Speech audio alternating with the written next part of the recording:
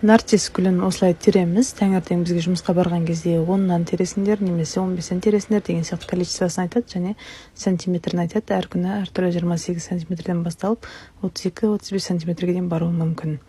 Количестволарды әр күні әртүрлі болады. Осылай теріп рядқа тастаймыз. Ряд аяқталғаннан кейін артқа қарай жинап келіп, осындай бокстарға салып, ящиктерге, тракторге өткіземіз. Бір бокс примерно 8.000-9.000 теңгенің арасында болады. Ол бокстың таңертең айтылған количествоға байланысты бокстардың да сенесі өзгере береді. Сол күні ақшаны көп табуымыз, яғни гүлді көп термеуіміз, ол сол күнгі полияға да байланысты болады. Кейбір полиларда гүл көп болады, кейбір полиларда гүл аз болады.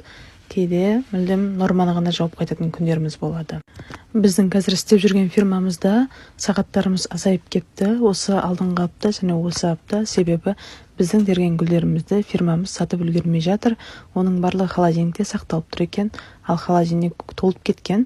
Сондықтан бізге гүл тергізбей жатыр. Бір күнге арнайы өзінің количествосын ғана беріп, содан асыра алмай жатырмыз. Фирмадағы жаңалық сол.